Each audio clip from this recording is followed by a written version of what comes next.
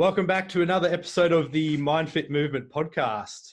Today, I have a gentleman by the name of Hayden Dinsdale, aka Haydos, Dos Boss, Dos Man. It goes by quite a few names. I don't know them all, but yeah, welcome to the show, dude. Bro, absolute pleasure to be on the podcast, on the show. How are you going, by the way? Just checking in real quick. Yeah, very well, mate. Very well. Yeah, just settling into the second isolation quarantine. You know how it is. Breathe that in. Yeah, and just taking this opportunity to get a couple of conversations in on the podcast. Yeah, beautiful. Well, I'm happy to have the chat. And I was just going to say, you got a beautiful plant in the background to keep you company during this second lockdown. Yeah, I actually feel bad because I didn't water it for ages, and it actually died half because the part of the plant, whatever, the long leaves, they were twice as long, but half of them were dead, so I had to trim it. So right, and it's kind of now got a bit of a bowl cut, and it's making a comeback. Yeah. So yeah, just been great. Slowly watering it a bit, yeah. But anyway, why don't you go ahead and introduce yourself a little bit? What you kind of do in the world and what you're about. Awesome, bro. It's always super odd doing introductions. I'm a guy. I live in Geelong. I'm just cruising around during the COVID times, like everyone else at the moment, just going, "What's happening next?" You know, what happens next? And in my, when I'm not just cruising around or skating or doing Muay Thai in my garage, I coach people. So I predominantly help people with self-doubt issues, working through self-sabotage, and I just give them a little gentle nudge, show them what they've already got in their possession, and give them a nudge in the right direction. So that's what I kind of do as far as making money goes and making a living goes. But in my spare time, I just like to tell you what I love doing. I just love making things in my house look cool. Yeah. So if people are watching this on YouTube, they'll be able to see it. But if they're, listening it through their ear holes and they can't see anything, then you have a nice background there of you've made a studio in your house, basically. I do. I've got a studio. I've got a green screen just over there. Got my softbox, which isn't turned on. I've got my ring light here. Got my bloody, DSLR on the Joby for that outdoor effect when you're going outside doing some filming. So I've been doing a little bit of filming lately that's yet to be edited. Is that called a Joby? The Gorilla Pod is this thing. The brand is Joby. Joby, yeah. Oh, okay. I thought it was Jobby for some reason. Where'd it go? Joby. So yeah, I just do that, and I've just been using this time, as we were talking about just before we press record, just to do cool shit, just been going to the beach. Went and had a nude dip down at Torquay the other day. That was cold. Yeah, I bet. Holy shit, because that's the ocean. Yeah, gets the blood going, Yeah. But that stuff's good for you. Yeah, it's amazing. Cold immersion. I do cold immersion every day, and I have done for maybe, I don't know, nearly 2 years. I do a hot shower followed by about a minute of cold at the end of the shower. Yeah. So I'm already used to doing it, but doing it out in the ocean when it's, I think that day it was probably only 10 degrees in outside the water. It was freezing. But it was good. It was invigorating. Got me feeling re-energized and yeah, I think I'll be looking to spend more time in the ocean this coming summer. I'm just looking forward to spring, summer coming out. I'm bringing my surfboard from Rosebud over here, which I've owned for years, but I've just pretty much never used. So I'm looking forward to learning how to use it. Yeah, nice. And it's a bit like you said you started skateboarding in, but you're kind of restricted by the weather. But with the surf, it doesn't matter if it's raining and the surf's good. Yeah. You're going to get wet regardless. Exactly. The skating, just as a quick side note, it was going really strong. So when we first started messaging each other about skating, it was going strong. I was skating every day. And then I'd never got it diagnosed, but I Google diagnosed it, and it seems to be a sort of Achilles tendonitis. Oh, shit. My left Achilles. So it's annoying because it's just there and it kind of niggles, and I rest up, and then eventually I jump back on the board, and then it still hasn't gone away yet. So I might need to get that actually checked out. Wow, dude. Just It's old tendons, man. Well, man, I'm 33 years young. Yeah. But I feel sometimes like I'm a lot older than that. Tell you how much my Achilles feel about 60. Yeah. Oh man, like the first day I got off the skateboard, the day after I got off the skateboard for the first time, in whatever 14 years it was, like my hips were so sore. Like my hips just, I was like, what the hell? Like I was barely even hinging, I wasn't really hinging that much. And I thought I would have kind of like okay conditioned hips through squatting and stuff like that. But no, turns out skateboarding's different. It's just different. And it is, I don't know what age it kicks in. I reckon about 24. Up until 24, I felt invincible. And that was despite, suffering multiple broken bones on different occasions throughout life and doing dumb things that have still plagued me today. But I felt pretty invincible. These days, I'm like, I wake up, dude, I slept wrong like 2 nights ago, and I woke up and I was just like, oh, me facet joint, me back, I'm done. I'm out for 3 months. I used to so in a past life, I used to be a removalist for a company called Man with a Van, if you've ever heard of them. I remember seeing, was it you that I saw on the TV, or was who was the other dude from school that was on it? It was Joel. Joel, that's right. Joel Evans. Yeah.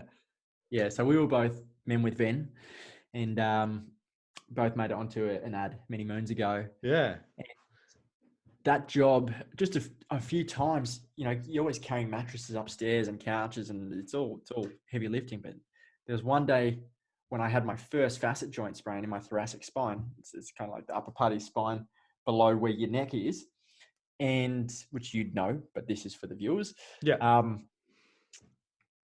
And it's usually around the T5 where I keep getting this like recurring facet joint sprain, and it limits like rotation, it limits side bending. It's such a niggling pain in the ass, and sometimes it's really, really bad.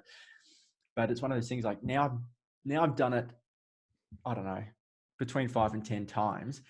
It used to be from doing heavy lifting and doing things at work, but now it literally is like I'll just sleep the wrong way and I wake up and I'm like, oh, get mum. That's hilarious, dude. Yeah, but at least I don't have COVID. I'm still kicking, still breathing. Yeah, exactly. All right, so you mentioned something before when you did your little introduction about doing some MMA. Yes. Now that was kind of the main reason I want to talk to you today was about MMA and UFC, because it's something that I've never really been able to get into. And I've never, I did karate, I think for maybe, I don't know, 2 weeks or something, and then gave up. But good stint. Yeah, good stint. Nearly got my black belt, but yeah, anyway. And yeah, so, and like, kind of, I've been trying to understand it, and I've been trying to understand it for a few years, not actively trying to understand it, but like when I have a thought about it, I just think to myself, like, how can like people want to get into a ring and hurt another person, right?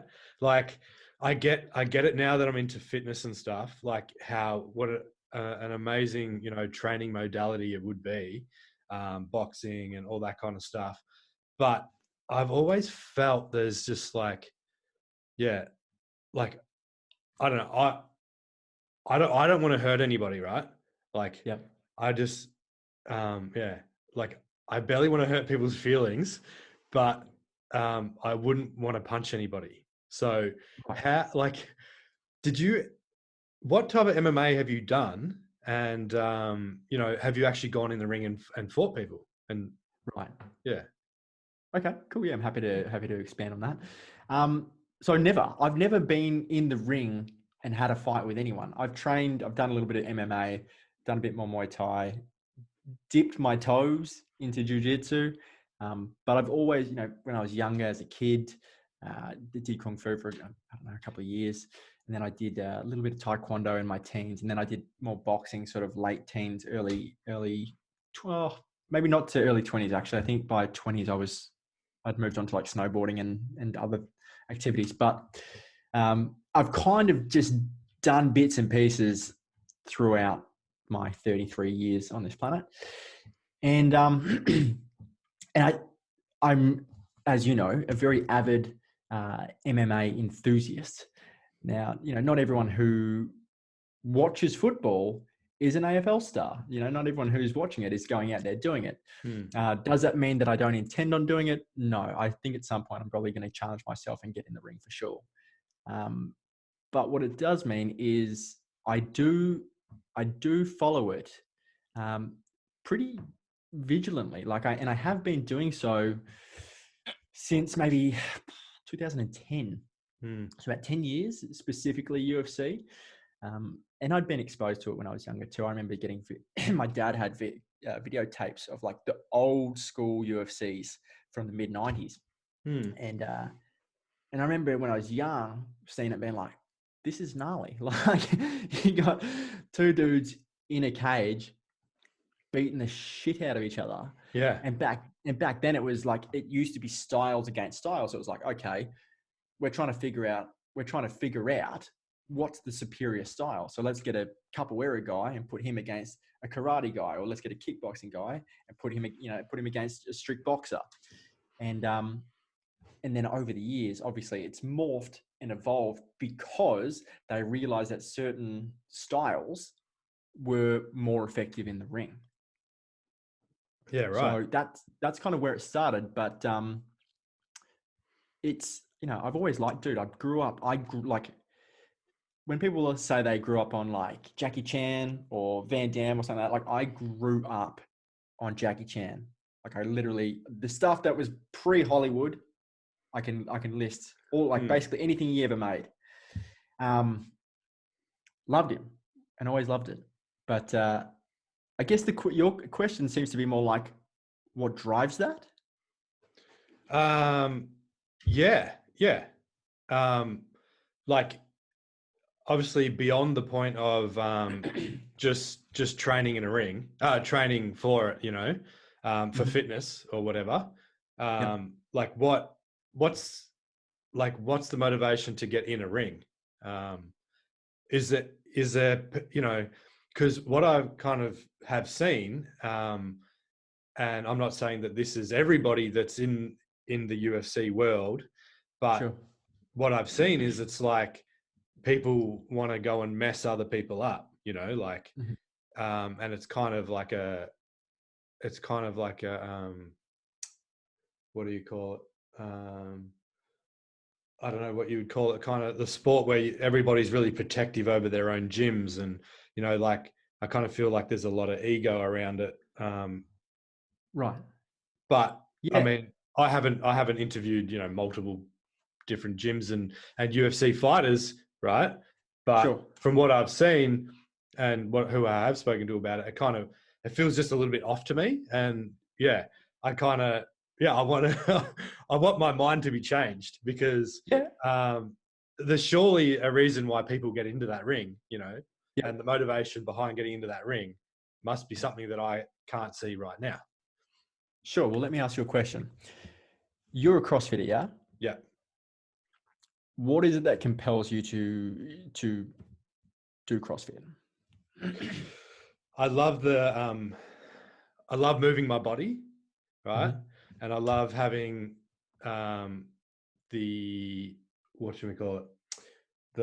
challenges of what it brings, and it's like something you're continually going to get better at. Mm-hmm. And probably I did my first competition last year in September, I think it was. And being out on the floor competing wasn't anything massive, but just being out on the floor just gave me a massive high. Right.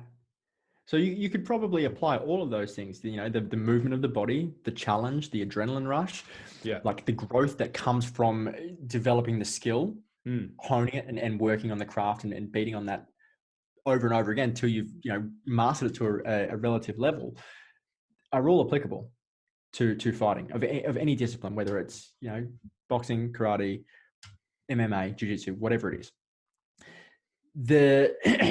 The concern on your end seems to be more around the getting punched in the face bit and punching others in the face. Yeah, that is the concern. Because by nature, and you said it before, it's like you don't necessarily want to like hurt other people, let alone like their feelings, let alone hurt them physically.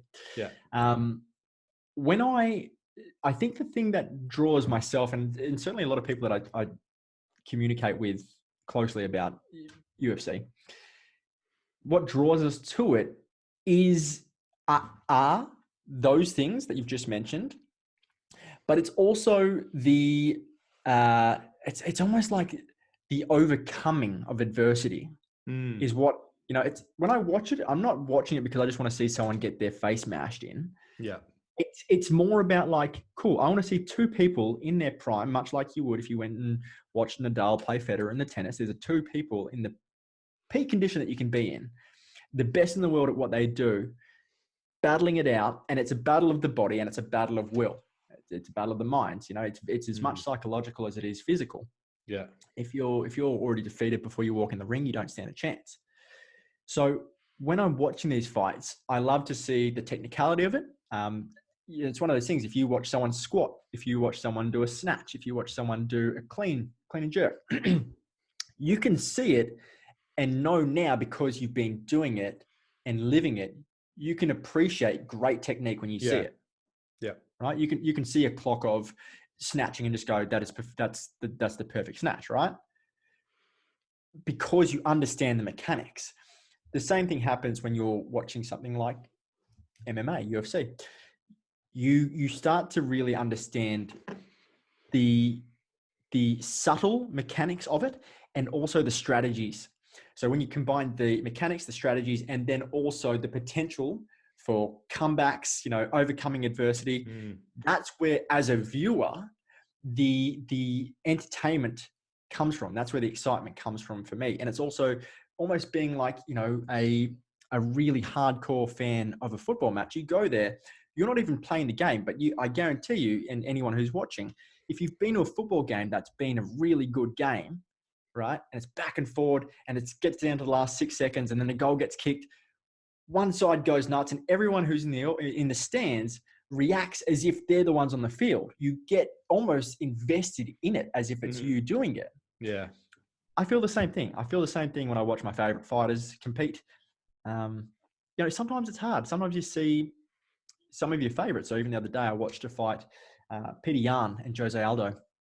And Aldo was a champion for like 10 years in the featherweight division.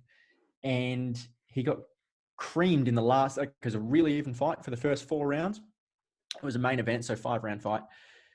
And in the last round, he got creamed, and the ref, it was a bad stoppage. The ref should have jumped in probably a minute beforehand. And it's like, harrowing might be a little bit too hard of a word, but it was borderline harrowing to watch. You're just like, just stop the fight. That's, you know, that's a smushing. Yeah, and I would say not many people really like to watch that. There are some people out there that get off on violence and they're like, yeah, kill them. But for the most part, it's not about that. You know, for me anyway, it's about the technicalities and all the bits and pieces that preceded that moment when it was competitive. Yeah. So yeah, that's what I appreciate about it. And what I like about it is another thing that I like about it is that it is, in my opinion, one of the most primal ways of testing oneself. I think it's less about the other person and more about the person who's competing, right? So let's say hypothetically, I was to step into a ring. I'm not going in there with the intention of being like, I'm going to beat the shit out of this guy because, he's got a bad haircut.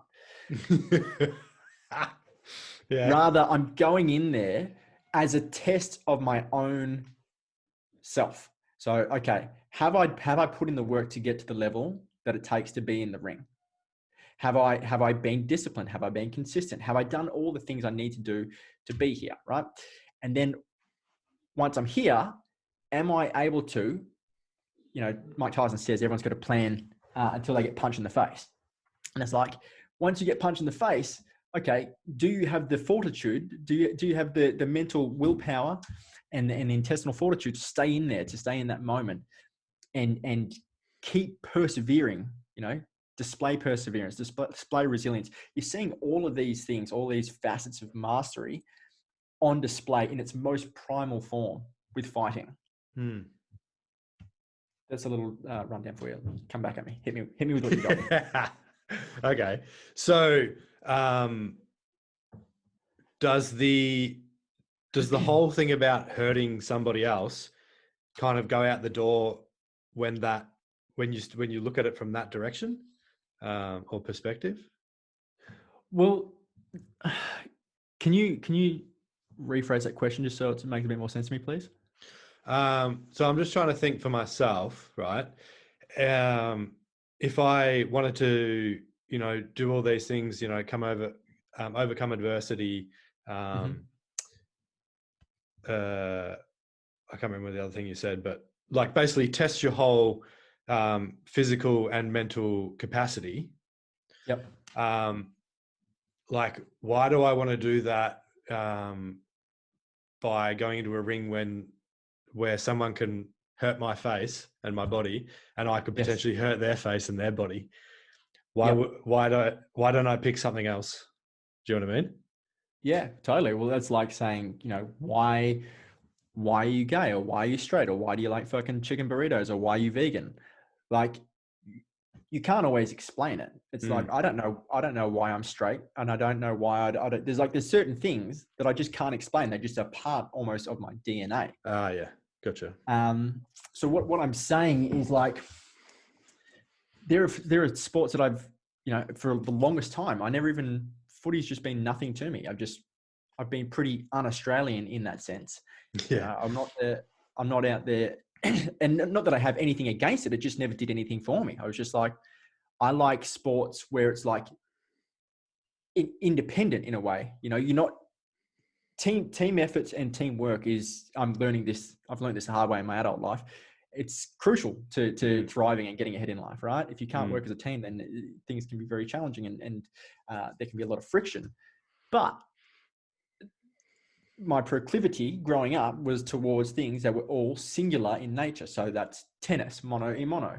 It's boxing. It's snowboarding, skating. All these things depend on you. It's like you're the person who has to do the work, and you can't rely on others to pick up the pieces for you. Which is what you can kind of do. And it's not, I guess it's not the best way to be part of a team, but you can do that. You can be the weak link on the team and just kind of let everyone else pick up the pieces. Yeah, for sure. But when it's just you, then it's up to you. So because I value, as one of my values, growth and progress is, it's basically my number one value.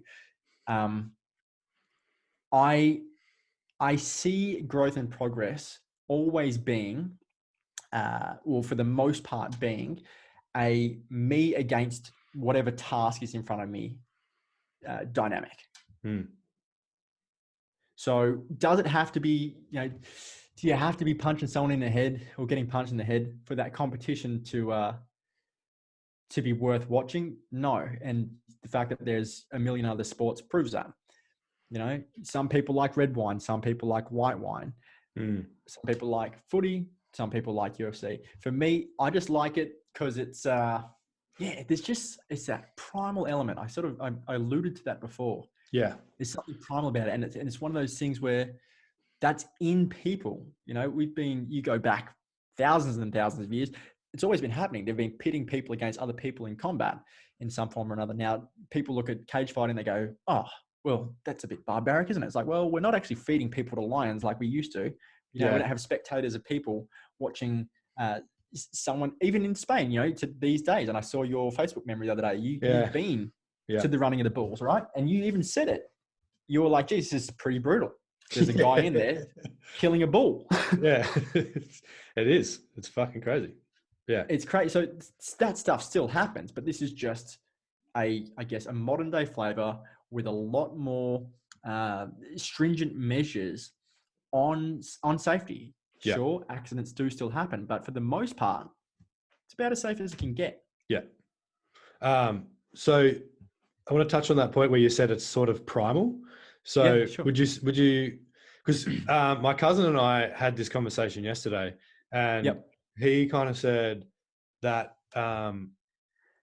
it might kind of get into that kind of animalistic sort of part of us, or hit that sort of animalistic part of us, and that is a part of us, and it's been kind of suppressed throughout our evolution, because we don't need to go and kill anything to survive. So would you say that would kind of be what you're talking about by the primal side of it? Totally. Yeah. So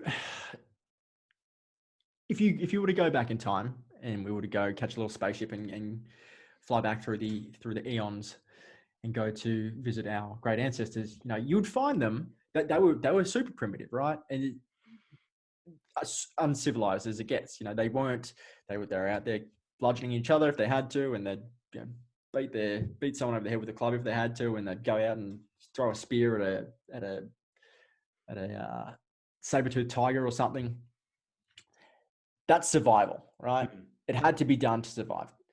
Without that sort of behavior, we wouldn't even be to where we are today. So I think there's a big, in 2020, overall, kind of in the grand, narrative that's playing out at the moment, there seems to be, at least in my opinion, there seems to be a, what's the word I'm looking for here? Like a cutting down of aggression. It's like, we need safe spaces, and we need, you can't say those things because that's hate speech, and you can't do this because of whatever reason. And it's like aggression at its core and utilized well gets shit done, and it gets people through really, challenging events and tough times. And it's like, if you, really kind of abstract scenario here, but let's say a mother sees their child is getting trapped under a car or something, you're not going to just passively try and lift the fucking car off your kid, are you? You're going to do it aggressively. You need to be able to bring up aggression to prevail at certain times. Now, some people do it in business, right? Some people do it in sports. There's a difference, though, I think, between productive utilization of aggression and destructive, or constructive and destructive. Now, the difference here, when I say both of these, right, I would say, battling someone in a ring, mono, two consenting adults, two super well-trained, finely tuned athletes, battling it out, battle of psychology, battle of the bodies. Productive, right? If their values are about in line with that task. Destructive would be going out and, there was a game that was going around a few years ago where kids were just running up and knocking people out. The knockout game. What? Do you remember that? This was like 5 years ago. Dude, it was hectic. What? It was happening around the world. Anyway, that's a really destructive way. And I don't even know if that's aggression. For the most part, I would look at that as someone that's into human behavior. I look at that and go, well, for the most part, these are people trying to find a sense of significance by impressing peer groups, by doing something outrageous like knocking a stranger out. But there's a balance, there's a time and a place. And I think there's no better time or place than when there's two consenting adults who are doing it because they love the craft. They're not in there because anyone's forcing them to be. They're in there because they love the craft. They love the challenge. Yeah. And I mean, I mean, there's TV shows and stuff. Like I'm watching one now. It's called Kingdom, and it's about UFC and like the fucking pep talk that the fighter gets before they go into the ring. It's like, you're fucking gonna kill this guy. You're gonna fucking kill him, right? Right. And it's obviously it's a show, and Yes. it's kind of put on there to make it what's the word? Theatrical. Yep. Is that a word? Yeah. So yeah, but yeah, so that stuff doesn't really happen. You don't get like fired up like that. No, it does happen. Like that's the thing too. You've got to recognize that people are different, and everyone's in it for different reasons. For the most part, people are making it, trying to make a career out of it because they enjoy the sport. But there are some people that have just, they just naturally have that tendency, that propensity to want to actually harm other people. Like, I think these days, for the most part, we don't see a lot of those people make it into the ring, into the places like the UFC, where the upper echelons of that particular sport, because aggression only gets you so far, and will to be violent, or desire to be violent just for violence sake. It only gets you so far. Power, speed, timing, technique. They're going to defeat aggression nine times out of 10. Yeah. And that's being proven over and over again. So now the people that you're seeing in the UFC, they're not really the people who are, malevolent. They don't have malicious intentions in general. They're not, they're just sports people that just choose that vehicle to express themselves. But sure, you get different people, they come from different backgrounds, and it's particularly, I think, people that have, had hard upbringings can, it's an interesting thing. It's a really interesting thing. This is something that I was questioning it before I even jumped on this call, because I was like, I was raised on martial arts. Like I was raised on, like I said, Jackie Chan movies and all that. Yeah. But there were also, lots of bad things that happened in my household. There was a lot of violence in my household. So a part of me is like, is this like a twisted way of, getting some sort of, mental retribution or something? I've had those thoughts too, but I think ultimately, because it's like, I don't like violence for violence sake, as I kind of mentioned before. I don't think it's, I know that I definitely don't condone, or I don't even like, if it's happening around me, I was like, I'll break it up or something. But if there's just violence for the sake of people just being idiots, I'm like, there's no you can use your words, disarm them with your words. But there's a delineation. I see a difference. I see a big difference between this, and I see a difference between this. And I think it's because I've done the training as well. So it's like I said before with the snatch evaluation, when you've done it and you know what they're doing, you can visually see it and go, oh, cool.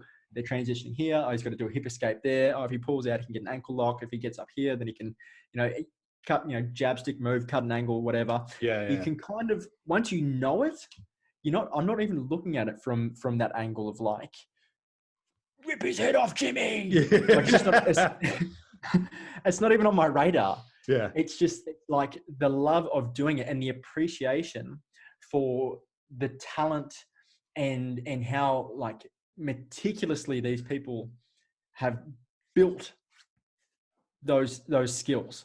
Yeah. And how much time and dedication it takes. So it's like, it's just, for me, it's appreciation. And I'd suspect on some level, I feel like I've worked through a lot of my past stuff, but I feel like on some level, there's probably something happening there where it's like, oh, there's some sort of like catharsis in battle. Yeah. Yeah, for sure. There has to be. I was listening to something the other day about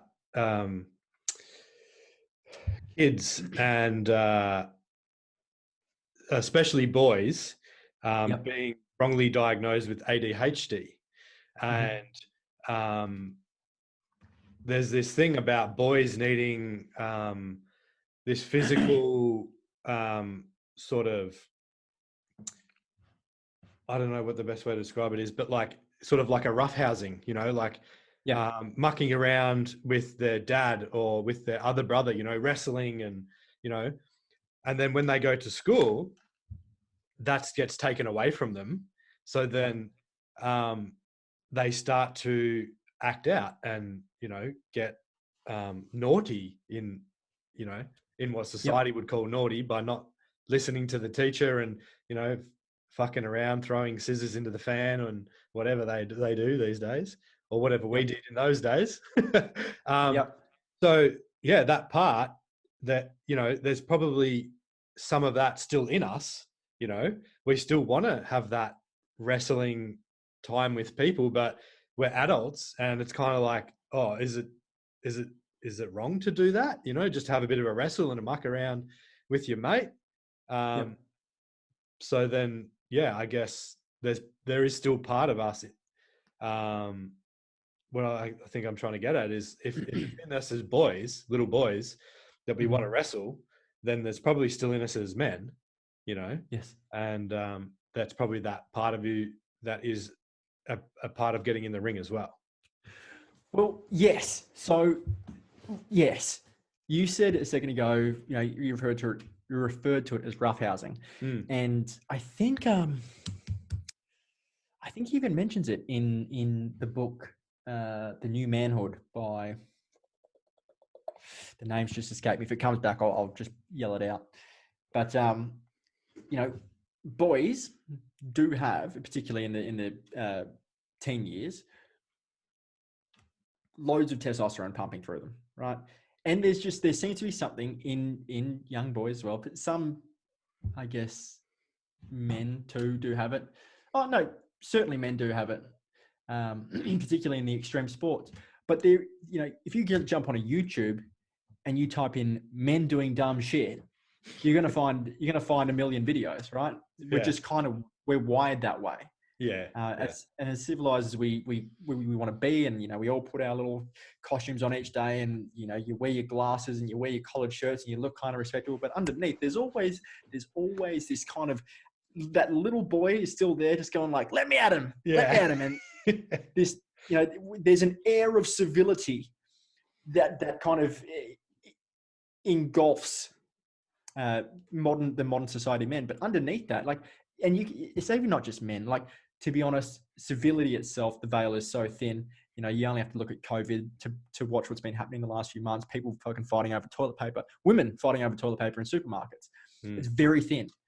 But I think specifically for boys in the world, I've actually never spoken about this out loud. It's really interesting feeling how passionate I'm getting. But but particularly for boys in the world is important.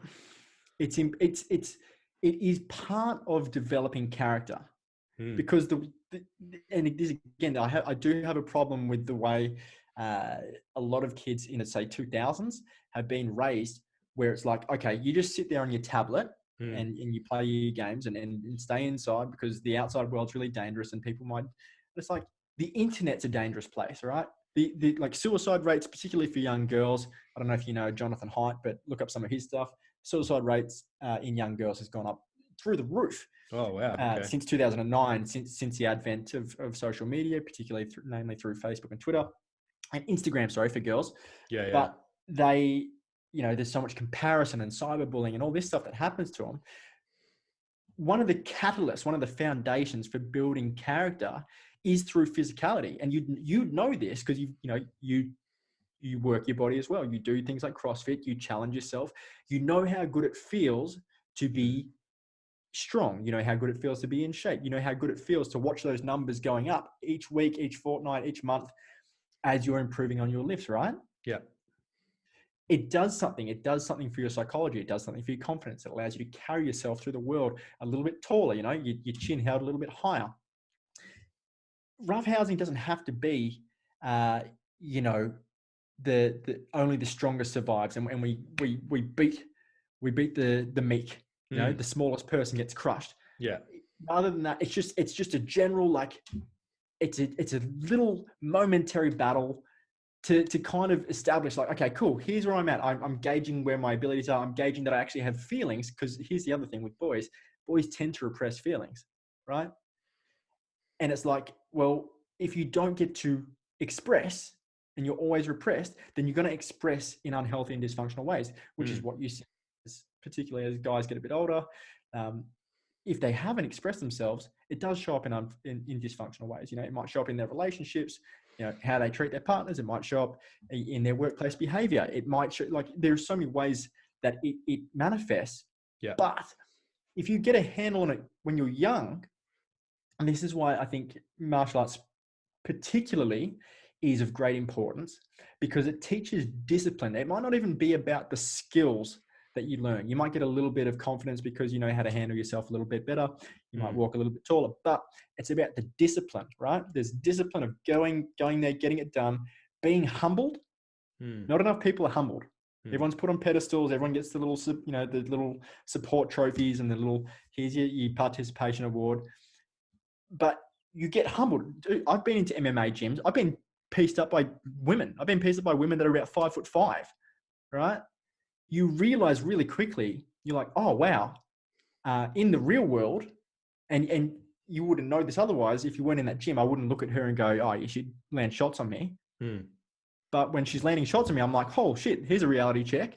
She's well trained. And that's the thing, is in the real world, some people are bad and some people something may happen. They might fucking decide that your wallet is their wallet. And if you don't have a way of disarming first with your words, and if that doesn't work, then you have to be able to resort to conflict resolution, perhaps with your fists, then you're always going to, you're going to carry yourself in a very subdued manner. You're going to be, people prey on the weak. You see it in the wild, you see it.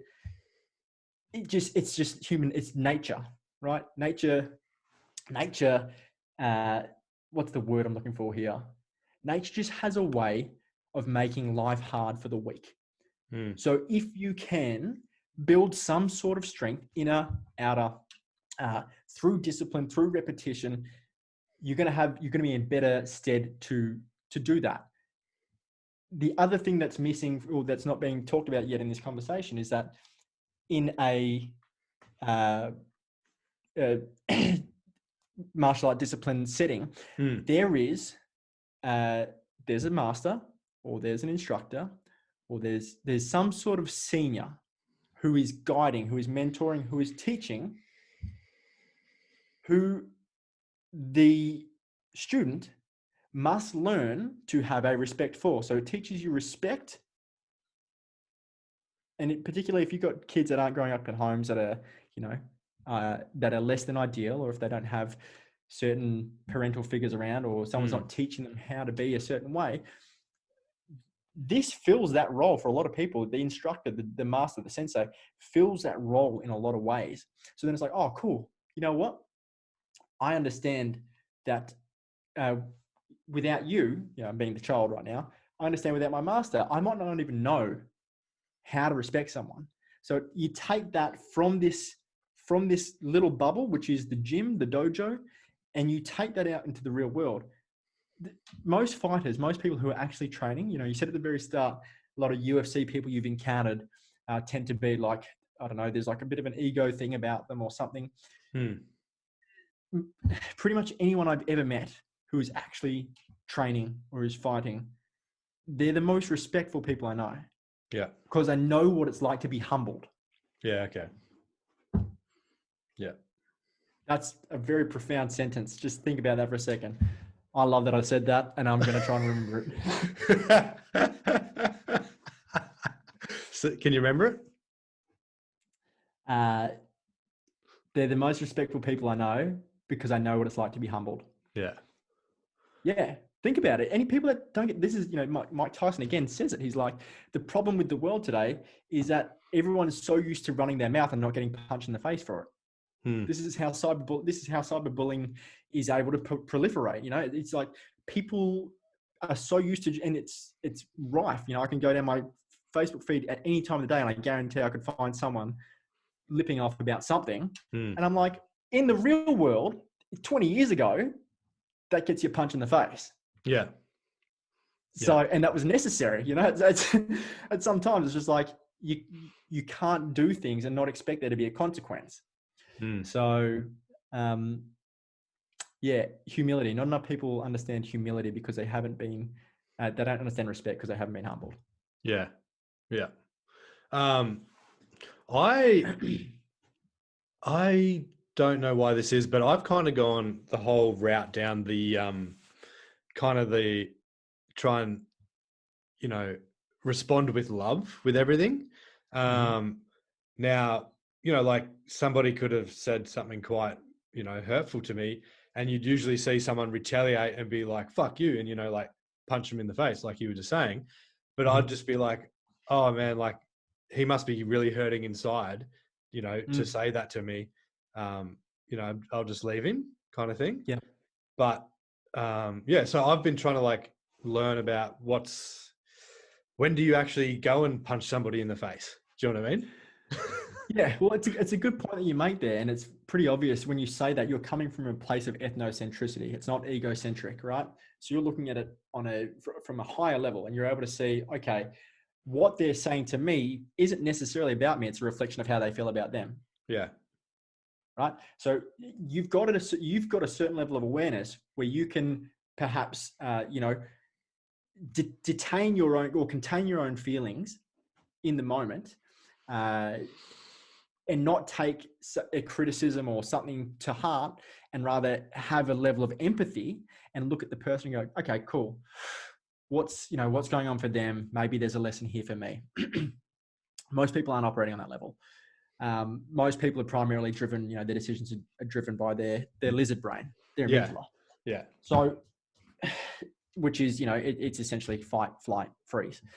If you're operating from there and you don't, and in moments, and I'll come back to what you said just a second, in moments when something out of the normal challenges your safety or your normal, you're going to resort to that.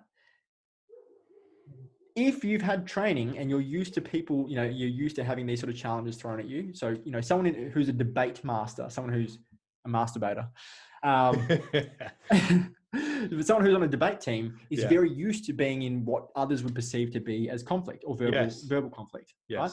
So they can handle that with greater ease and probably more grace because they've practiced that. So it allows them to not take a criticism or take some sort of perceived attack as an attack. Rather, they can go, okay, cool, let's put this back in the prefrontal cortex, critically think here, okay, here's what's actually happening. And then they do the Anthony Marino and go, actually, the silver lining is this. I'm learning this about myself. I didn't set a boundary here. They feel this way because their dad fucking beat them up when they were a kid. Like, you can kind of see that. Yeah. Right? Yeah. So at what point do you punch someone in the face? Was kind of the question that you left at the tail there. And I think, so for the most part of my life, I was not remotely interested in politics. Obviously, since 2016, politics has just become like a main topic of discussion for pretty much everyone. Yeah. And I see the tribalism, and I try and take a very kind of outside perspective as well, and not get too caught up in it. I don't identify with the right. I don't identify with the left, and but I also don't discount them or exclude them or discredit them or anything like that. I just go, cool, I can see points that are valid here. I can see points that are valid here. On a political spectrum, I would actually find myself probably most centrist. And if you're looking at an actual spectrum, at the top, you've got authoritarian. At the bottom, you've got libertarian. I'm most leaning towards centrist libertarian, right? Yeah. A core principle of libertarianism is called the non-aggression principle, which effectively is, not just do unto others, do whatever the fuck you want to do, without being aggressive if you don't need to, right? So if I don't need to be, if I'm not under actually any physical threat, then there's no need for me to go out there and punch someone in the face, unless we're in a ring and it's agreed on it. Yeah. But I don't need to. The only time, and I've been in a couple of fights when I was younger. I was I was belted by someone who's a pretty prominent CrossFitter these days. But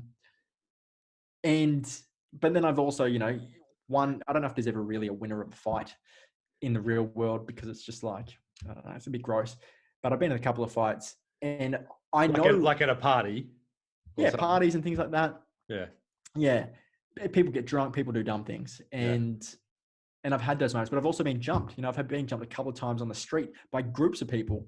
Oh, and wow. It's like, at some point you need to know, you need to be able to recognize a situation for what it is, and not just put your head in the sand and be naive. Like have a certain awareness and be able to perceive things for what they actually are, rather than being delusional and thinking like, oh, if I just be really nice and don't say anything, they're going to go away. Because some people are just bad people, and they're not going to go away, particularly if they're trying to gain significance through impressing their peers, which is what's usually happened when I've been jumped by fucking motherfuckers on Mornington Main Street or in Mount Eliza. So for me, it is non-aggression principle. But then it is a case of, okay, if you are actually physically going to threaten me now, like if you're physically coming at me and you want to engage, then let's throw hands. But up until that point, there's no need to, because for the most part, I can probably disarm them with my words. For the most part. But some people are belligerent. Some people aren't able to really grasp what's being said to them. And also, don't have the willingness to de-escalate, because the perceived prize of escalating and getting into a fight for them supersedes anything else, any other possible alternative to that scenario. Okay. So for me, it's not aggression principle 99.9% of the time. Yeah. But if you're being harmed, or someone is being harmed, or there's like, you don't even have to go and punch them in the head, but it's like, I've broken things up too. I've seen things out in public or whatever, and I've been like, oh, you don't fucking do that. And then it's like, send them on their bike type of thing. Yeah. But as soon as if someone's doing it to you, you get what you give. Yeah. Yeah. Yeah. It's always been quite interesting to me, because I don't know if it's because I've never been the aggressive type. And I've never, I think I've been in one fight, and that was like at school, and it was like a bunch of people. And I kind of just jumped in there. I don't know, just for fun, I guess. I was in like year 9. Yeah. I think I was standing up for one of my mates, and yeah. Oh no, I've been in 2 fights, but anyway, but I still never hit anyone in the second fight. Yeah. I kind of broke things up, pushed people out, and then tackled somebody, and then like pinned them to the ground, and I never hit anyone. Yeah. Anyway, fuck, I can't remember what I was going to say. Well, it's interesting that you just said that, because you were like, I don't know why I did it. But then you're like, oh, because I think I was protecting someone, right? Yeah. There's a certain, in a given situation, and this is what people, I think at the very start of this, or maybe it was before you press record, you asked me about Jordan Peterson. I said, I've just recently read his book. Yeah. And he's got a thing where he talks about, a dangerous man is a good man. A dangerous man who has it under control is a good man, because you can use, that you've got the capacity to do bad things. Someone who's truly good has to know at their root how malevolent they can actually be and have that under control. What's dangerous are people who are, and I'm very interested in criminal psychology. I watch a bunch of interrogation videos, very fascinated by human behavior as a whole. Yeah. And I've actually watched like 3 interrogation videos today. And one of them, actually, a couple of them. So out of the 3 videos I've watched, okay, so one of them was chronicling, one of them was with a Vietnam War vet who killed a cop. And it was kind of about post-traumatic stress disorder. The other one was about a woman who killed her ex-partner's new girlfriend 26 years ago and got away with it. Ended up becoming like the top detective in in the police force. What? And then DNA evidence came out, and they were able to find, because basically what happened was she killed this woman, and they could tell from the autopsy because when you're alive, your body has a natural ability to clot. It tries to clot wounds. Oh, yeah. But when you're dead, that mechanism doesn't work. So what had happened is she'd shot this woman 3 times with a shotgun, and after she was dead, had shot her more than 3 times with a shotgun, and had smashed her face in with the butt of the gun, and had bitten her on the shoulder. And that's what got her caught. Was, nowadays we've got better technology. They went back, looked at the bite mark, and then we're able to get the DNA from an unused coffee cup that this police officer had used, and then matched them. And we're like, okay, cool. So she's the killer, right? And they did the interrogation and so on and so forth. The other one was a couple. It was a man and a woman who beat their tiny little kid to death. It's horrific. And it's like, all of these people, you start to realize when you watch enough of these videos, you start to realize all these people look super normal. And some are men, some are women. This woman, the cop, she's in her 40s, and she looks just like a super normal Karen. She looks like. But 26 years ago, she just shot a chick multiple times with a shotgun and caved her face in. And it's like, people, but you can shake your head at that, but everyone has the capacity to do that. Yeah. Everyone has the capacity to do that, but not everyone realizes. And that's what's dangerous, is when people don't realize what they are actually capable of if they allow themselves to be swayed to that side of the scale or to the spectrum, right?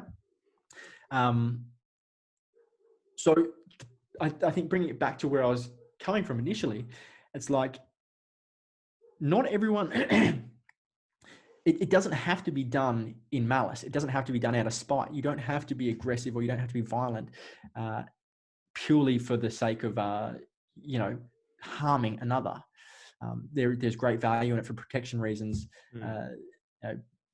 But bringing it back Jordan Peterson, until you can understand that you have that in you, you're actually more dangerous than the person who's made peace with that. Oh, yeah. Yeah. Okay. Yeah. So, this is why you get every time, start paying attention to these stories when they pop up, and they'll go like, oh, Jimmy Rogers killed his wife and 3 kids the other day. And you're like, how the fuck did he do it? And they show the pictures, and you're like, he's just a normal dude. He looks like he should be working at Office Works. And you're like, what would drive someone to do that, right? Yeah. But it's easy to judge from the outside. But the truth is, like, without you even realizing it, you can do it too if the circumstances are right. A lot of the reason people don't do things these days, I'm going to say some controversial shit here. So I think a lot of the reason people don't do things these days that they did a long time ago is because it's so much easier to get caught. People do really interesting things when they think they're not being watched. Yeah. Okay. So, like wanking in a public toilet. You could do the George Michael, you can do that, which he did, You can wank in a public toilet. In fact, you could wank anywhere. You could if you don't think anyone's looking. Well, you never know. One of my mates was taking a shit in a public toilet in Mount Eliza. And then all of a sudden he heard this like scuffling, and then he was like, what the fuck? And then he kind of looked, and then he noticed there was a hole in the door, and he was like, someone was watching him. He could see an eyeball, and someone was watching him take a shit. Having a wristy. Oh, he might have been. But that's out there. That's pretty cooked, eh? So oh my goodness. Yeah. So on that where you were saying about becoming, like, coming to peace with what's inside of us, actually, yes. Because I think we all do have that aggression and anger inside of us, which is totally normal, but like how we channel it is very important, Yes. like you said earlier on in the podcast. But like for, you know, kind of in my family and what I've grown up with, sort of aggression has kind of been looked down upon, and Right. kind of, because like when you're angry, man, you want to hit something, right? So Yeah. it could be like, I don't know, a wall or your pillow or fucking anything, right? Yeah. But if you're seen to be doing that, you can be kind of like put down upon and said, you know, like, oh, he's got anger problems, you know, and oh, he's violent because he's punching a pillow, right? Yep. Whatever it might be. Yep. So yeah, and it's something that I haven't really worked out yet how to kind of, I guess, I know that we have that aggression and that it's okay to hit your pillow, right? Yep. But I don't know how it all works, so I can't kind of explain it to somebody. Do you know what I mean? Yeah. Well, I can hear a pretty key thing in what you just said there, if you'd like me to elucidate. Yeah, go. Okay. So your familial conditioning was around, violence is looked down upon. If you were to do something that was somewhat violent in nature, you would be perceived. You would perceive that you would be looked down upon, which in turn would make you feel some form of guilt or shame, most likely. Yeah. Yeah. Right. Low vibration emotions. You've got an association with violence and feeling shame, which is why you would never probably, like, for the most part of your life, you've not allowed yourself to express that. Yeah. There's a shame around it. And usually for a lot of people, repressed emotions that manifest as a violent outburst do lead to shame, because it's not just familial, it is societal. There is a fairly big conditioning and stigma around being violent, particularly if you're unhinged. This is why I talk about earlier on, I said, it's like, how well are you able to, are you able to have that ability in the right moments? Because if you don't, if you're that unhinged, violent outburst type, most likely you just have not developed mature coping mechanisms to deal with whatever emotions you're not handling. Because anger is always a secondary emotion. It's always preceded by something else. So it's, frustration of not being enough, sadness, loneliness. Like, there's something underneath anger. Yeah. Anger is just the outward expression. Yeah. The person who does that, and I'm 100% guilty of it, done it a bunch of times, because, monkey see, monkey do. My upbringing, I saw a lot of that, and it was like, I don't know what to do with my thing, so I'm going to fucking punch a wall, right? Something like that.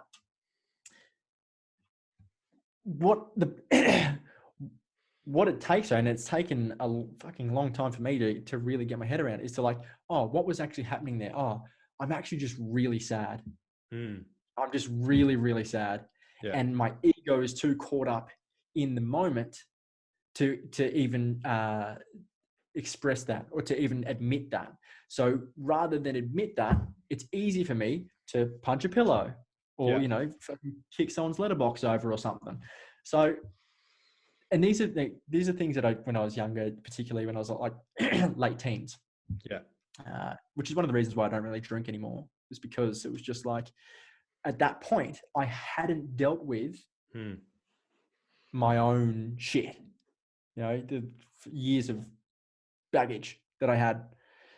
And now, as an adult who actually, really does dive deep into his own, I'm always dissecting my behavior. I'm always like, what was behind that? And now I'm like, I get it. Okay. I wouldn't feel so angry if I didn't feel like such, a worthless piece of shit. Yeah, true. Yeah. And then it's like, okay, well, how true is that belief? And where did that belief come from? Okay, cool. So I'm actually not a worthless piece of shit at all. I've got tons of value to offer. I'm an incredible human being, big heart, and it's like, you start building the case out. You go, mate, should have seen it recently. It was just like, and I just got it cut the other day for this podcast. Oh, thank you very much. You're welcome. You're welcome. Yeah. Sorry to interrupt. You were saying. Well, I think I think I was just pointing out that you highlighted what Oh I was yeah, saying before about, you know, totally. the not expressed emotions. Mm. So for you, the fear of being shamed or feeling shame is such that it discourages you from exploring that part of you. You would find tremendous. I've taken people through processes in the past, and I've done things called release the beast. It is, you'd be amazed at how much medicine there is in allowing you to tap into that aggression, that level of aggression in a space designed to hold it. So if you're in a space with particularly other men who are probably all going through similar things. I've got a friend, Arian Light. He does a bunch of amazing work like this. Did one of his workshops once too, and it was, you know, it ended with a bunch of men basically all naked, fucking moshing to Rage Against the Machine, and it was amazing.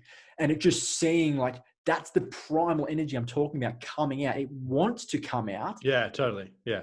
It wants to, yeah. But whether it's through direct suppression from another or self-suppression for fear of consequence that would arise from expressing, you know, you've got there are so many men out there who just aren't in touch with that. So given the space, it can be fantastic medicine. Yeah. Fantastic medicine. Yeah, totally. It's funny you say that. One of the things that came up for me was my cousin, he's an actor, and he's had to come to terms with a lot of this stuff and learn, I guess, how to tap into all this stuff. Because, you know, obviously acting, you need to be a good actor, you need to seem angry, right? Or you need to seem sad.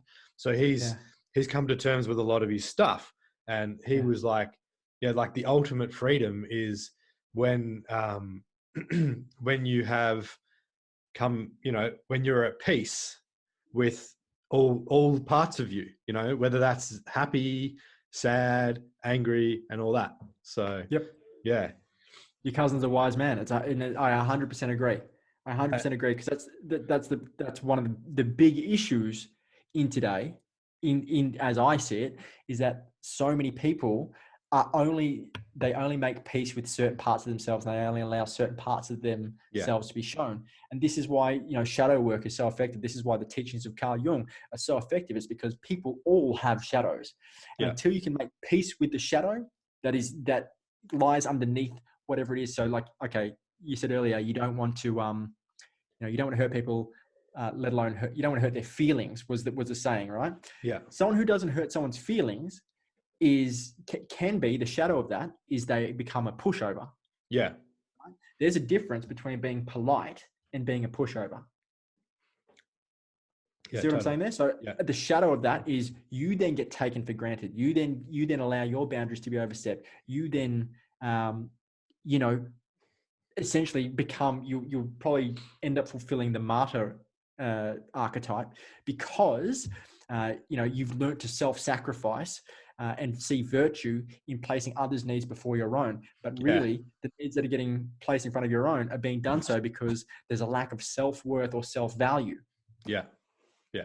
So that would be the shadow of it. But it's you can be, and I something that I kind of try and live by. It's I can be polite. I am polite. By nature, I am a really polite person, and I don't go out just punching fucking random people in the head. Yeah. You know, I'm not one of the guys who's standing in Mornington. I'm not one of the guys that's jumped me. I'm not standing in Mornington with 15 of my mates waiting for some random to fucking try and bell. But I'm also not just polite, and I'm not a pushover. It's I'm polite as long as there's respect. Yeah. If there's not respect, then there's no need for me to be polite. It's okay. Totally. Yeah. You get what you give. 100%. And it's actually something I've been working on a lot. Sure. Yeah. And I don't know if you saw my post the other day, but it was about a transformation on, not so much the physical. It was more about my mental, emotional, kind of spiritual thing. Yeah. So if you saw how I talked back then, it was very jaw, you know, really closed, and you know, my throat chakra very blocked, you know, because I hadn't been using my voice, as in not every day talking, but speaking my truth and, you know, what's truth for me and standing up for myself. Right. Yep. So that's a big thing that I have going on for myself is that, yeah. And I have actually called myself a bit of a pushover. So you're spot on. Yeah. Yeah. Great. So, yeah. If you can make, awareness is always the first step. As soon as you have awareness about the thing, then you have an option to change it. Right. If you actually want to change it. For a lot of people, they don't want to change because that behavior, that way of being serves them on some level. And it keeps them, as we talked about earlier, it keeps them in a state of safety. And the change, being the person who's not that. So let's say that you're a pushover and you equate the opposite of a pushover being someone who's maybe, an arrogant jock is like your mental makeup of what that identity is. And you have an aversion to that. So you have a judgment of, well, I don't want to be an arrogant jock. Yeah. Right. If you haven't made peace with the identity, then you're not going to make the steps to step out of it, especially if that's the only alternative that you've presented. Once you put options on the table, once you start realizing that there's actually more choices, oh, you know what? I don't have to be a pushover, but I also don't have to be an arrogant jock. It's language. You look at the arrogance and some people go, oh, well, that's arrogant. And another person would say, well, that's actually just confidence. Yeah. It depends on the way that you want to frame it that'll work for you to make the change that you say you want to make. Yeah, totally, man. Yeah. That's some good shit. It's a conversation that I have with my cousin many times about arrogance and not wanting to be a cunt, basically. So but we've actually been going for an hour and 10 minutes. How good's that? So yeah, awesome, mate. Awesome. Do they usually go for an hour, or how long do you usually go for? Yeah, I usually go for about an hour. Like it can be a little bit under an hour or just a touch over. So I'm going to wrap things up here. And yeah, thank you very much for coming on, man. Thank you for having me, bro. Yeah, absolutely. So if people want to check you out on the socials or see what you've got going on in the world, where can they find you on the internet? On the webs, on the interwebs, look. So if you want to talk UFC, because obviously that was the main theme of this conversation today. Yeah, it's not up yet. Like literally last night, because I started the podcast last week for this, because like it's a hobby, it's a love of mine. I've always wanted to do something relating to just fun. So myself and my mate Ben have started the podcast. It's called Touching Gloves. I've got a logo. I'll probably make the Facebook page tonight. I'll send the link to you. You can drop that below. Yeah, but perfect. Otherwise, I'm really easy to find. I've got a really uniquely spelt name. It's just Haydn, Hay, D for dog, N for Nelly. So no E. And the last name Dinsdale. You just type that into Google. You'll find a bunch of things, bunch of ways to find me. And anyone that's watched this to this point and would like to, deal with their own self-doubt, elevate their self-worth, understand their own self-sabotage, anything of that nature. I particularly work with, people who are visionaries or who are in business looking to scale.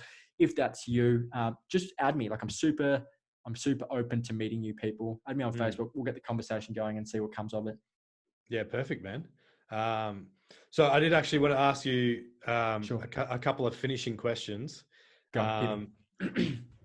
What I usually ask, do you have a specific morning routine and what does it look like? But I know you have a specific morning routine because you told me the other day. So what does it look like? Sure. Okay. I start my days like this. Every day I get up at 7. I have my alarm. So a little trick for people who have troubles getting up. Just don't have your alarm close to the bed. Put it on the other side of the room. I have my phone on the other side of the room on airplane mode, already set to 7 o'clock. It goes off. The vibrations go up through the wall. The sound goes off. I get up. Usually it's cold as hell in Geelong at the moment. So usually I'm like, ugh. But my first sentence to myself is reason over feeling. So, I've got a reason. My reason is to develop discipline, to actually make my character one that is consistently disciplined. So I get up, grab my phone, walk straight out, turn the kettle on, turn a couple of lights on in my head, like low lights in my house, pour myself a tea, sit down in the armchair, and I go straight into like a breathing type meditation.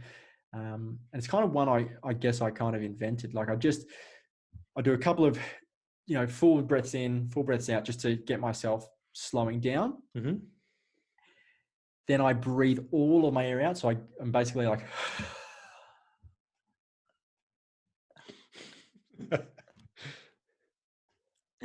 and I'll hold that as long as I can. And then there's that moment where your body's just like, shit, I just want to breathe. Yeah. And that's what sets me up, because I'm like, thank you for that breath. And then I go straight into it, and I do like a chakra meditation. So I'll go down and I'll think about the root chakra, and I go, I'm here, breathe in. And then I think about the sacral, I flow, breathe in, breathe out. I make. So this is like creation power. I think I make as I think, and I kind of imagine the colors too. So I'm like, red, orange, yellow, and then here, heart. So I love, and I love, breathe it all out. I speak, I see, and then just I. So from the crown chakra, I just sit there, and that's when I kind of like use that one to power everything. So I'm just like internally. Yeah. And I imagine kind of like almost rain happening on the inside of my body, and I'm raining down and brightening up all the colors. So I'm like coming down, indigo, blue, and I just really expand all the colors. I get like, it's very visual for me. So I do my chakra meditation, and I follow it up with with gratitude. So then I do a barrage of love. So I do 3 breaths, and all of them are just love. Like all I'm thinking is that I've got just this enormous capacity to love anyone. And I just think the word love and let anyone appear in my mind. And, it'll go from, family, sisters, brother, whatever, to maybe even old school teachers I haven't seen in 20 years. And even people I don't like. And I'll just be like, I fucking love you. And I just keep just loving them. And I get to the end of that. And then I feel like incredible love. And then I just go into a gratitude session. So then I just do, get my little diary out, 3 things that I'm grateful for. And I really, again, I just think and feel them. So, like I'm just, and I'll thank things that are really odd sometimes. I'll just be like, I'm so thankful for fucking sea turtles. Sea turtles. Just because they're cool. I'll just be like, thanks for sea turtles. Thanks for just random things. But then other times I'll be like, I'm really grateful for COVID. I'm grateful for the time that it's afforded me, and that I've used time to really expand myself and pick up hobbies and skills that I wanted to pick up. So I get really grateful for that. Then I'd finish my tea, and then so that's like it's basically a morning meditation, gratitude. If there's any like dream stuff, I'll write my dreams down. If there's any like other bits that I just need to kind of get off my chest, I'll write them down. It's usually a real setup. So then I'll look at my day. Cool. Okay, what have I got to do? Standard life admin. I've got to call the guy about getting the fucking fireplace fixed, or I got to go and get the car fixed, whatever. Just make sure that I've got my little to-do list for the day. And then finally, that's just followed up with my, like I have like 3 cups of tea. So I'll go like 3 cups of tea. The third one will probably be like my nootropic in there. So I'll have, a little powder that I put into the tea, drink that for my brain function. Yeah. And then I'll follow that with a psyllium husk jar of water. So by 11, I've already had fucking, I don't know, a lot of water. Yeah. Then I'll go and have my cold shower and all that. And then there's a few things throughout the day that I do as well. It's not just the morning routine, but the morning is just wake up, reason over feeling, grab the fucking thing, put the phone on the charger, get on the couch with my tea, do my gratitude, and do my breathing. Sweet. Yeah. That's a pretty hectic morning routine. I think it sounds, when I go into detail, like there's even more to it. Like I'm practicing free diving breathing at the moment. So I've got I've got my breath holds to, I hit 3 minutes 20 the other day for a breath hold. Wow. And this is just, but it came incidentally. It wasn't my initial intention. I just noticed as I was doing these morning meditations, I was like, geez, I'm starting to be able to hold my breath for a while.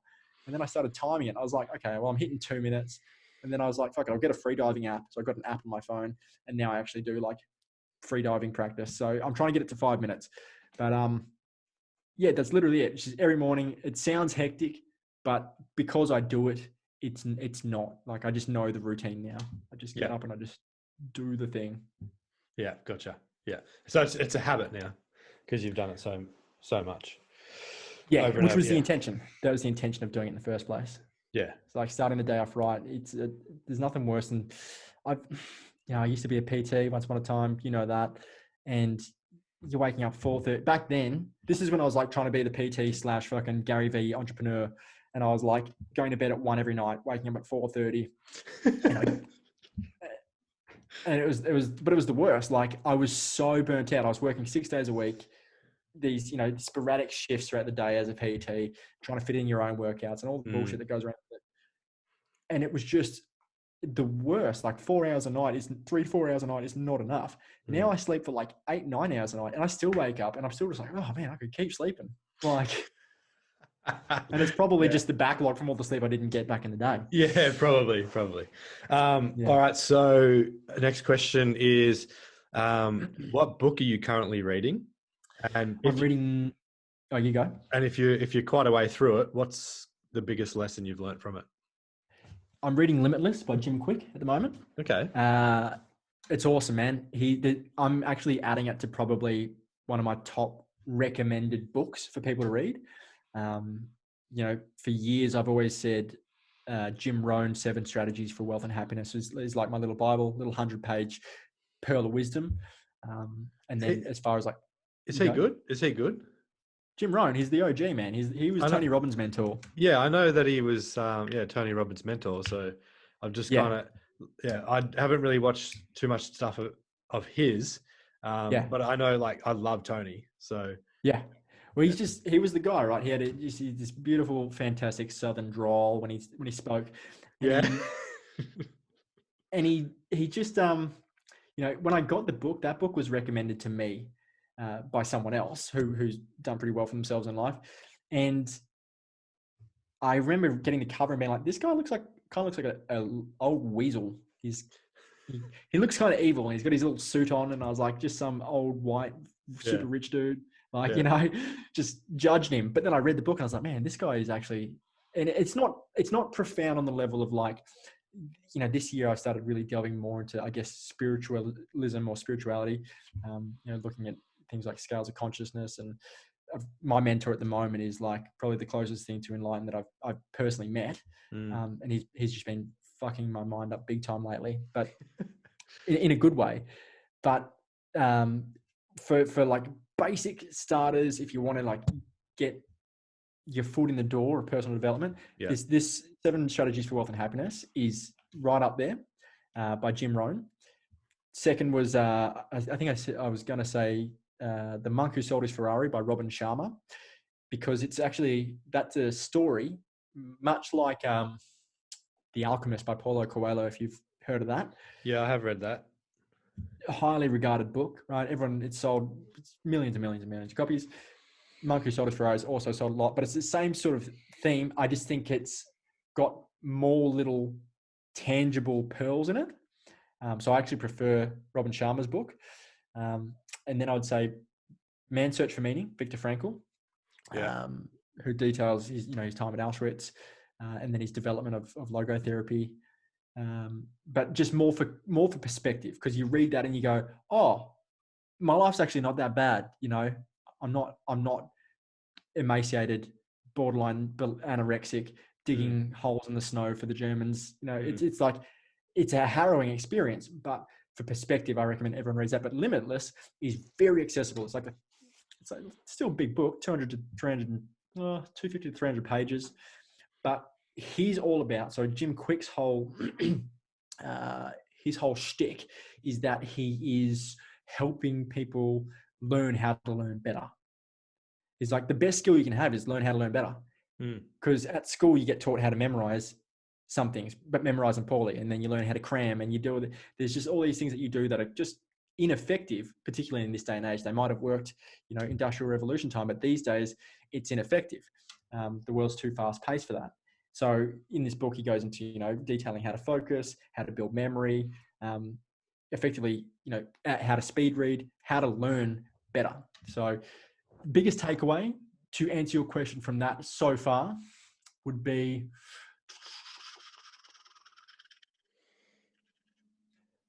a really easy one. So he talks about when learning, there's primacy and recency, and we tend to learn. So when you're trying to learn something in a big chunk, so this is what's kind of wrong with most teaching methods these days. If you go to university, you got these long as shit lectures.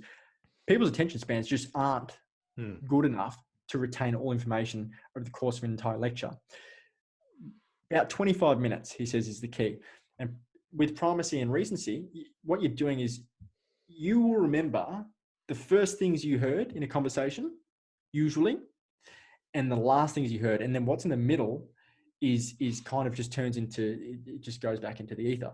But if you can shorten the learning block, so it's 25 minutes, you've got a much better chance of, through primacy and recency, of retaining that information. So he's like, do 25 minutes of learning, like focused learning, not distracted, then have a breather, get up, have a glass of water, move your body, whatever, and come back and then learn some more. So, super simple, really easy, but the book's full of those. And since reading his book too, I can also, because I like marketing too, I really appreciate it. I can see how clever his marketing is, all the little things he has built into the book. Go to the website, look at the resources section, and then obviously you go to the resources section, and then there's upsells and all this sort of stuff. I'm like, he's a genius in that regard, or he's had some great help in that regard. But I've gotten onto his podcast. He does 20-minute podcasts with like really profound people. Ben Greenfield, if you're into fitness, I don't know if you know who he is. Yeah, I've heard of him. Dude, look up podcast. I think it's podcast 187 with Jim Quick, and it's Ben Greenfield, and 20 minutes, and this guy is just laying down knowledge about what they call the four supervillains, or the four superheroes rather of health, and he's talking about air, light, like the light quality, electricity, and water. And he breaks them all down. He's like, this is why you should use X type of light at this time of day, and this is why you should use. It's fucking awesome. 20 minutes, and you're just like, oh wow, I need to change my entire house now. So, but I'm loving that too. So cool. Resources, I'd say jump onto Limitless. Great book, and the Jim Quick podcast is really good too. And Sam Harris, I listen to a lot of Sam Harris, making sense as well. So yeah, can and do recommend. Perfect. All right, man. Thanks again for coming on, and that's a wrap. Thanks, buddy. All right, mate. Appreciate you, man. Yeah, you too, dude.